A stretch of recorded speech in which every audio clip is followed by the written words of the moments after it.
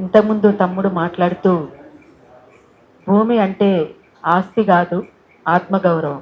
నిజం. ఒక అద్దెకరం జాగున్నా నా ఊళ్ళో నాకు భూమి ఉంది తెలుసా అని అంటారు. ఎవరన్నా పిల్లనియాలన్నా కూడా నీకేముంది ఊళ్ళే అని అడుగుతారు. ఇంత భూమి జాగుందా, ఇల్లుందా అని అడుగుతారు.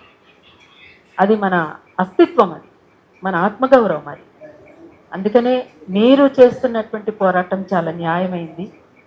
కావున ఇవాళ ఇక్కడ వచ్చినటువంటి అయోధ్యపురం వాసులందరికీ ప్రత్యేకంగా అభినందనలు తెలియజేస్తా ఉన్నాను.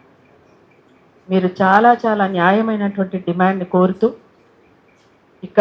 ఇక్కడ దాకా హైదరాబాద్ దాకా వచ్చి ప్రభుత్వం దృష్టికి పోవాలని, హైదరాబాద్ సెంటర్లో ఒక రౌండ్ టేబుల్ పెడితే ప్రభుత్వం దృష్టికి పోయే అవకాశం ఉంటుంది కనుక ఇక్కడ దాకా వచ్చింది. అదే అంతే కదా. అందుకోసమే అది ప్రభుత్వం దృష్టికి తీసుకుపోవడానికి మీరు చేస్తున్నటువంటి ప్రయత్నం చాలా న్యాయమైంది. అటువంటి డిమాండ్లో ఎవరైనా కదలాల్సిందే. గతంలో కాజీపేట్ డివిజన్ కావాలని 2007లో ఆ బ్రిడ్జ్ ఏం పేరన్నా, కడిపికొండ బ్రిడ్జి నుంచి కిలా వరంగల్ వరకు పాదయాత్ర జరిగింది 3 రోజులు. 3 రోజుల పాదయాత్రలో గద్దరన్న, మేము, మనం కోటసీను, ఇక్కడే ఉన్నటువంటి కోటసీను, మన నరసింహరావు అన్న ఆధ్వర్యంలో మేమందరము కలిసి 3 రోజులు పాదయాత్ర, చంటి పిల్లలతో సహా, 3 ఏళ్ళు 4 ఏళ్ళ చంటి పిల్లలతో సహా పాదయాత్ర చేసినాం.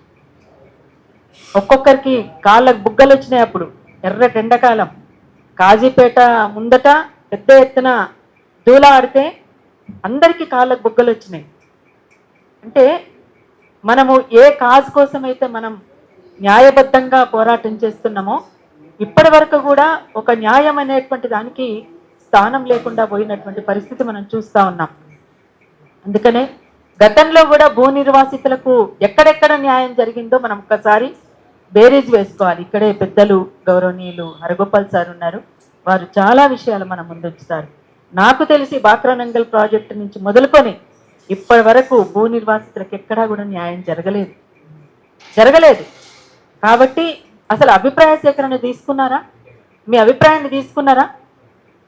నేను అడుగుతున్నా. మీ దగ్గరకు వచ్చి ఇక్కడ మీ భూమి కావాలి, మీ భూమిలో ఇది ఏర్పాటు చేయాలనుకుంటున్నాం, దీనికి సంబంధించి ఇది మాకు కేటాయిస్తే గనక మీకు భూమి ఒక చోటు ఇచ్చినప్పటికీ కూడా ఇక్కడ ఉన్నటువంటి దాంట్లో మీకు తప్పనిసరిగా ఉద్యోగం ఇస్తాం ఇంటికొకటి అనేటువంటిది ఏమైనా మీకు హామీ ఇచ్చిండ్రా?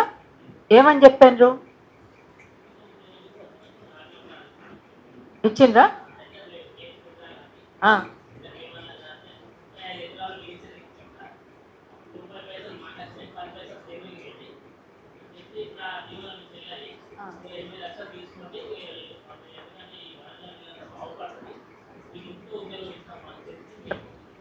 రాతపూర్వకంగా ఇచ్చిండ్రా?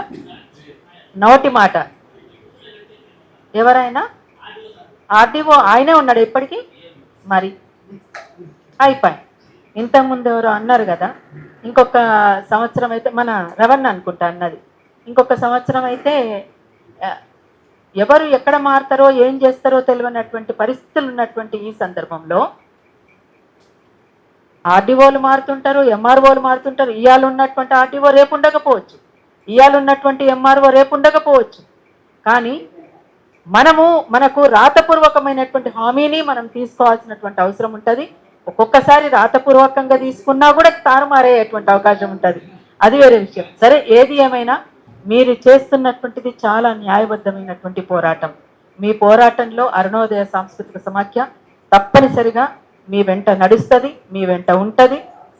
దానిలో ఆట పాట మాటతో మీతో కలిసి నడుస్తుందని చెప్పేసి నేను మరొకసారి తెలియజేసుకుంటూ, గతంలో ఎట్లనైతే డివిజన్ కోసం మనం పోరాటం చేసినామో దీనికోసం కూడా మనమంతా కలిసి ఐక్యంగా పోరాడదామని, ఈ పోరాటానికి వీసీకే పార్టీ నుంచి బాధ్యత తీసుకొని ఇక్కడ రౌండ్ టేబుల్ సమావేశం ఏర్పాటు చేసినటువంటి తమ్ముడు జిలకర శ్రీనివాస్ గారికి ప్రత్యేకంగా అభినందనలు తెలియజేస్తూ, జై తెలంగాణ, లాల్ సలాం.